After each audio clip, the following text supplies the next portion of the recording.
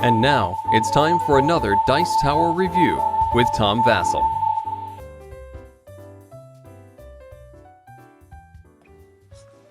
I have to say that I was really excited when I first saw Frontiers. The box here, Liberty or Death. It has a neat design. I don't know, it just was something that intrigued me. I knew nothing about the game. When I played the game and actually got a chance to see what it is, it's basically a miniatures game. You know those miniatures games where people get at these little models and they move them around the table and they shoot at one another? That's what this is, but instead of models, I got 2 bags of tokens here. Now, that's all right with me because I don't like painting models anyway and putting them together. I like the 3D aspect of models, but at the same time, having it in a box this thin is nice. So, Frontiers, what is it like? It's basically a very simple shooting miniatures game. Fairly simple. It seems like it has a lot of room to expand, and I kind of wish that it would or will. I'm not sure, this might be all you get, but for the price you can get this game for, it's certainly worth a lark. Let's take a closer look at the game itself. The board, if I might call it that, is just a big folded up paper that you put on the table. You don't even really need it because you can just play on the table, but this is nice for terrain purposes, and it has a really good, I really like the artwork. You really feel like you're on some beat up planet. And then the game comes with different terrain that you can put on the board. You pick which side you want to put it out on. You can place it wherever you want, and it also has buildings that you can build too. One of the things I like about these buildings are that when you put them together, as people are moving, they're, instead of moving so many inches or such in a building, they're simply moving from one spot to another spot. That's very simple, very easy to move, movement in buildings, and I like it. There's rules about shooting into the windows and such, and the buildings add another dimension. You can play without them certainly, but they certainly add a fun dimension to the game. Once you build your battlefield, you pick your armies, and you get ready to play. The units are ovals or circled units, and there's different types of units. You have vehicles, and then you have smaller units. The only units that really have separate rules are the larger vehicles, and you can tell which they are very easily because they have these small circles on them. Now, there's a whole pile of numbers on these units, but they're really not that big of a deal. For example, look at this vehicle. You can see here that he has 3 positive modifiers, a +2, a +4, and a +3. That's how good he is at shooting at those types of armors. Body armor, vehicle armor, and other. And then you see his type of armor is the same color as the middle one. He has an 8 armor. So if he was shooting at himself, for example, he would get a +4. Then there's some other numbers, and this number here is important, the 70, because that is the amount of points it costs to put him in your army. And then he has other symbols that show his special units. This is the one army. The other army is more of a robotic army, and this army is more of a human-type army. They're very similar, and what players do at the beginning of their turn, they're going to place order markers on these armies. Now, you can only place 1 order marker per unit, unless it's a vehicle, in which case you can place more than 1, because the vehicle might move for one of its orders, or it might shoot. The gun actually is separate than the vehicle itself. And players will reveal order number 1. They will both do an action with that unit, then number 2, then number 3, and they continue until they've moved all their order markers. Then they can move the rest of their units, but they cannot fire with them. And there's some other special actions that can take place. When units shoot at each other, it's very simple. They are just trying to hit over their armor, and they roll a die depending on how far they are away.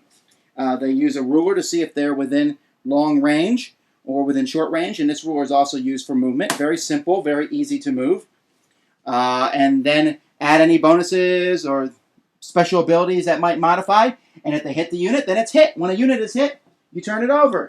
This unit happens to die, and what I really think is neat is when it dies, it becomes a piece of terrain with some modifiers.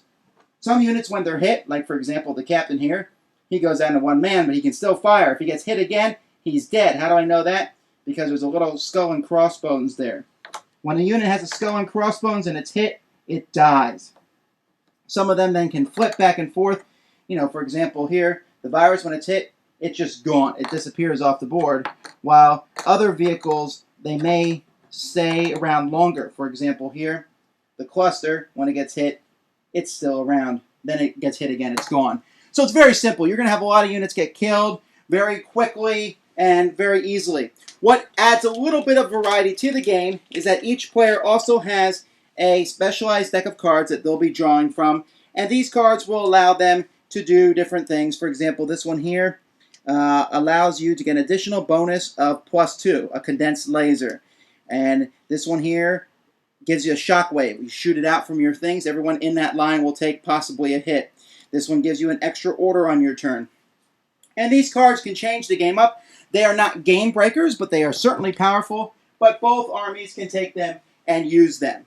And so you basically fight till the mission is over. It could be one where you just shoot and try and destroy everybody else, or it could be a mission to capture a certain objective.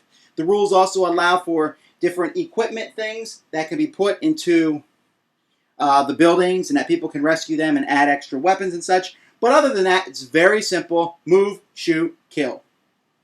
There are times where I'll talk about games such as this, and I'll say that they're too simple for my taste. This one is just on the line. I don't want needless complexity to games, and I really like how, even though all these numbers look complex, they're very simple. But I do like how the armies are built. For example, this Walker tank that I showed you is really good at blowing up other vehicles. It's okay at shooting up men. There are some units that are good at taking out armor. There are some units that are good at taking out men. There are some units that are taking out structures. You can take a whole bunch of vehicles, but if there's a building with objectives inside it, what are you going to do? Blow it up? You still need some people to go inside and get it.